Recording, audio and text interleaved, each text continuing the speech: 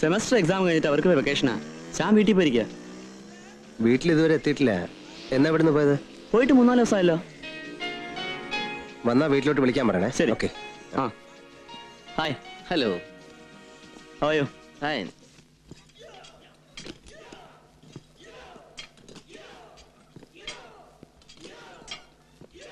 രാജൻ.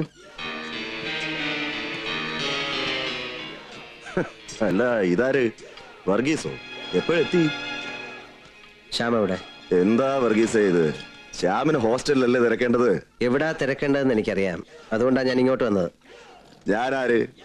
അവന്റെ ലോക്കൽ ഗാർഡിയനോ? ഗാർഡിയനാകാനുള്ള എന്ത് യോഗ്യത തനിക്കുള്ളത്? കളരിപ്പയറ്റ് വിറ്റ് കാശാക്കുകയും കൂലിക്ക് തല്ലാൻ നടക്കുകയും ചെയ്യുന്നതാണോ യോഗ്യത? വേണ്ട വർഗീസേ, ഞാൻ നിന്നെ വിട്ടുകളഞ്ഞിരിക്കുക. നീ എന്നെ അംഗത്തിന് ക്ഷണിക്കരുത്. ക്ഷണിക്കാൻ നീ അവസരം ഉണ്ടാക്കരുത്. പഴയ കണക്കുകളുണ്ട്, അറിയാമല്ലോ. നീ എൻ്റെ അപ്പനോടും കുടുംബത്തോടും ഒക്കെ കാണിച്ചത്. അതൊക്കെ നമുക്ക് കൂട്ടി നോക്കേണ്ടി വരും. വേണ്ട പണിക്കരെ, എന്നെ വലിച്ചഴക്കരുത്. എനിക്ക് താല്പര്യമില്ല. ഞാൻ എന്ത് ചെയ്തെന്നാ? കളരി നശിപ്പിച്ചതുപോലെ നീ അവനെ നശിപ്പിക്കരുത്. അവൻ ചെറുപ്പമാ, നിന്നെ പോലെ അവൻ ആകരുത്. അതുകൊണ്ടാ.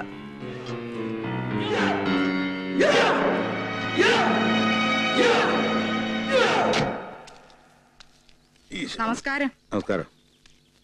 ആ മാത്തുകൂട്ടിയത് എപ്പോ എത്തി? അവൻ വെളുപ്പിനെ ഇങ്ങോട്ട് എത്തിയതേ ഉള്ളൂ.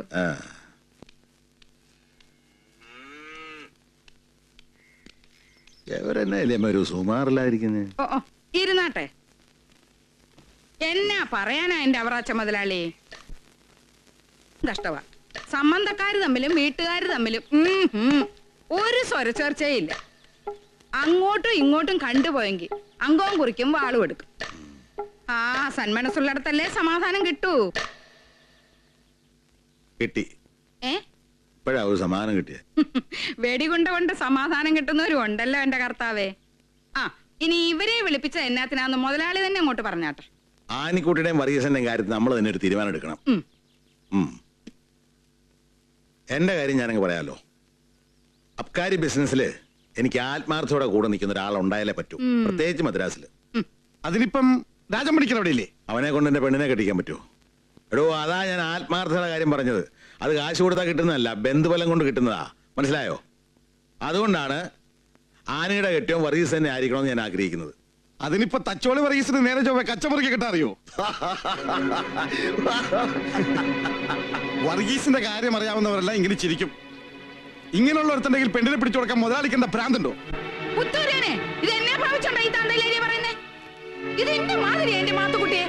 എന്റെ അമ്മച്ചി, വർഗീസിന് കളറി അറിയാമേലെന്നൊന്നും ഞാൻ പറയത്തില്ല. അറിയായിരിക്കും, പക്ഷെ അറിഞ്ഞിട്ട് എന്ത് പ്രയോജനം മുതലാളി? അതെടുത്ത് പ്രയോഗിക്കാനുള്ള ചങ്കൂറ്റം അവനില്ല. എത്ര ഒന്നാന്തര സന്ദർഭങ്ങളാ ഞാനും ഓമനെ കൂടെ അവനെ കൊണ്ടുവന്ന് കൊടുത്തത്. അതിലൊന്നും അവൻ ഇടപെടത്തില്ല. ഒടുവിലെ നിവൃത്തികേട് കൊണ്ട് ഞാനൊരു രേഖവനെ ഇറക്കി. ഇപ്പൊ തലേ തുണിയിട്ടോണ്ടാ ഞാനും എന്റെ കെട്ടിയോടും കൂടെ വയലായിട്ട് ജീവിക്കുന്നത്. അതെ, അടി അറിയാവുന്നവർ കണ്ട ആപ്പയുടെ ഊപ്പയുടെയും കൂടെ അടിക്കാൻ ഇറങ്ങിയോണ്ട് പറ്റിയതാ. അതൊക്കെ സഹിച്ചോണ്ടാ മതി. ആ അതല്ലേ. നിന്നെയൊക്കെ ആണല്ലോ എന്റെ കർത്താവെ വർഗീസിന്റെ അളിയന്മാരായിട്ട് ഇങ്ങോട്ട് കെട്ടിയെടുത്തത്. ഓ, ഇനി ഇപ്പൊ അത് ഇതും പറഞ്ഞ് ആരും ഇറങ്ങിയറാവണ്ട. നമുക്ക് ആനിക്കുട്ടിയും വർഗീസിന്റെ മനസ്സോധി നടത്തണം. നടത്തിക്കോ, പക്ഷെ ഞാനും ഓമനെ സഹകരിക്കില്ല കേട്ടോ. ആനിക്കുട്ടിയെ വേറെ ആണുങ്ങളെ കൊണ്ട് കെട്ടിക്കരുത്. ഇറങ്ങിപ്പോടാ എന്റെ വീട്ടിൽ. നീ ഇറങ്ങിക്കോ. നീയൊക്കെ ചെകുത്താന്റെ സന്തതികളാ. യവനൊക്കെ മറുതലിപ്പിന്റെ നേരത്ത് ഗുരുത്താന്മാരാ. ഇറങ്ങിപ്പോടാ എന്റെ വീട്ടിൽ നിന്ന്. ഓട്ടേലിയാമ്മേ, അവരെ അങ്ങനെ അങ്ങ് പറഞ്ഞു വിടുന്ന മര്യാദ. അവറാച്ച മുതലാളിനെ ഇടപെടരുത്. യവനെ ഒന്നും കണ്ടോണ്ടല്ല ഞാൻ വർഗീസിനെ പെറ്റത്. അവന് പെണ്ണ് കെട്ടാൻ ഇവന്റെ ഒന്നും അനുവാദം വേണ്ട, ഒരു പൂച്ചാണ്ടിയും വേണ്ട. ഇറങ്ങിപ്പോടാ എന്റെ വീട്ടിൽ നിന്ന്. അച്ഛൻ വന്നേ. ഓ എന്നാ ഞാൻ അറിഞ്ഞില്ലെന്ന് വെച്ചോളാം. അങ്ങോട്ട് തിരിഞ്ഞ് ഞാൻ കുടിച്ചു. നിങ്ങൾക്ക് വിഷമം തോന്നരുത്.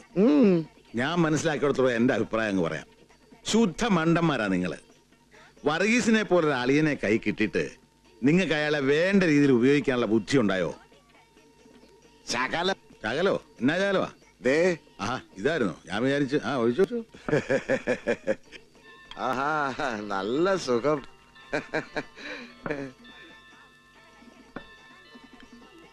ഈ രാജൻ പണിക്കരും നമ്മുടെ വർഗീസും തമ്മിലുള്ള ഇരിപ്പ് വശം എങ്ങനെയാ?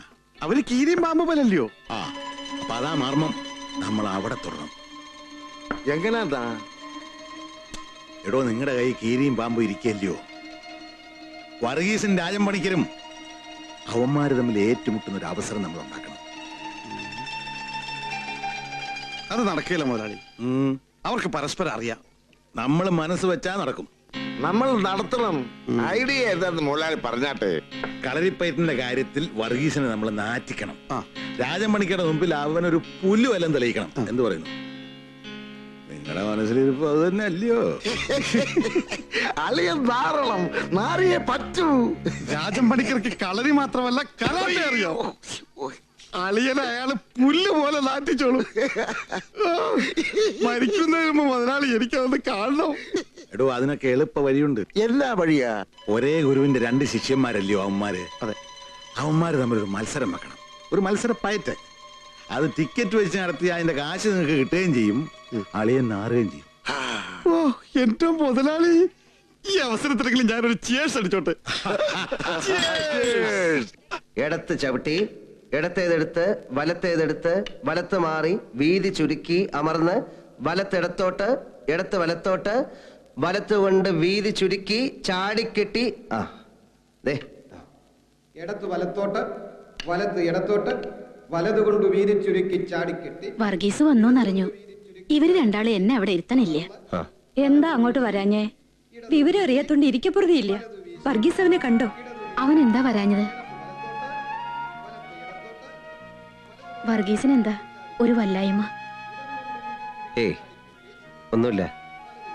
അയാളിപ്പോ ആ രാജൻ പണിക്കരുടെ കൂടെ എന്തോ കരാട്ടെ പഠിക്കുകയാണ്. അത് നല്ലതാ, നല്ല കാര്യമാണ്. അതുകൊണ്ട് ഞാൻ നിർബന്ധിച്ചില്ല. എന്തായാലും വർഗീസ് അവനെ കണ്ടുവല്ലോ, അത് മതി. ഇനിയിപ്പോ കണ്ടില്ലെങ്കിലും ഞങ്ങൾക്ക് സമാധാനായി. അല്ല പിന്നെ സാറാമ്മ മടത്തി ചേരാൻ പോവാന്ന്. ഏത് സാറാമ്മ? ദേ നിക്കുന്നു നിങ്ങളുടെ പുന്നാര അനിയത്തി. നീ ഒന്ന് അടങ്ങടി.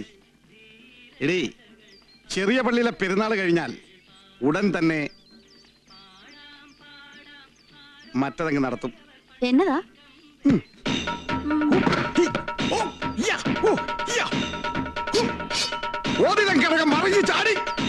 മതി മതി, ആവേശം കൂടി കയ്യിന്റെയും കാലിനും കുഴ തെറ്റരുത്.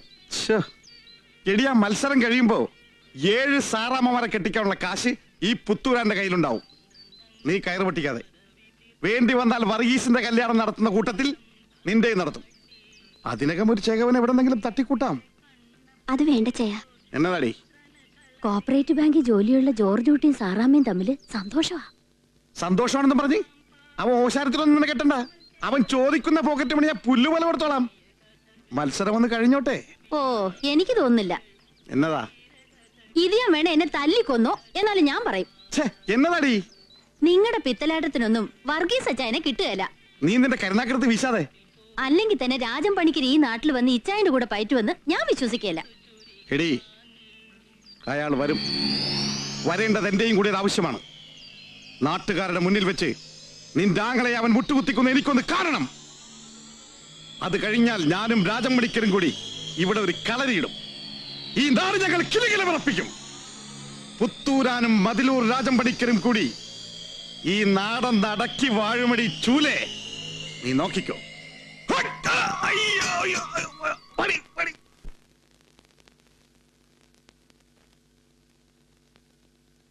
പിന്നാക്കം മാറി അശോവടിവിൽ നിന്ന്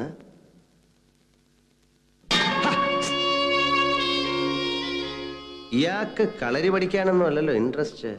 എന്നാലേ ഞാൻ ഭരതനാട്യം അങ്ങോട്ട് കാണിച്ചു തന്നാ പെട്ടെന്നൊന്ന് ചവിട്ടാമോ? അതിന് ഇയാൾ ഭരതനാട്യം ഒന്നും കാണിക്കണ്ട. അല്ലാതെ തന്നെ ഒരൊറ്റ ചവിട്ട് വെച്ച് തരാനാ തോന്നുന്നു. ആ ചവിട്ടിക്കോ. പക്ഷെ ഒരു കാര്യം, ചവിട്ടുകൊണ്ടിടം തിരുമ്മി തരേണ്ടി വരും. നേരേക്ക്.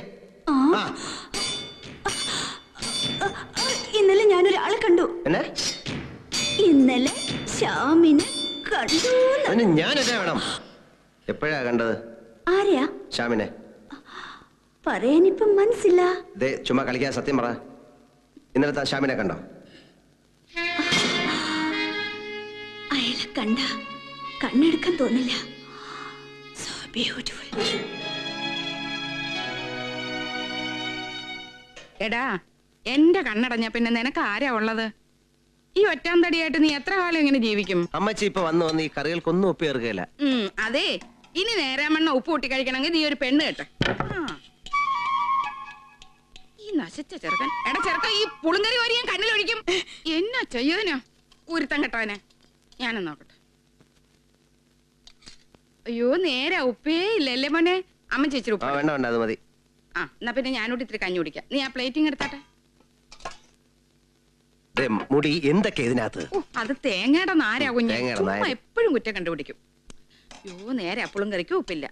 എന്നിട്ട് ആ ശ്യാം ഒന്നും പറഞ്ഞില്ലല്ലോ. ശ്യാമോ? അവനോട് വന്നിരുന്നോ? വിശക്കുന്നൊന്നും പറഞ്ഞ് ഇവിടെ വന്ന് എന്റെ കയ്യിൽ നിന്ന് കഞ്ഞിയും കുടിച്ചാ പോയത്. എന്നിട്ട് നിന്നെ കണ്ടില്ലയോ?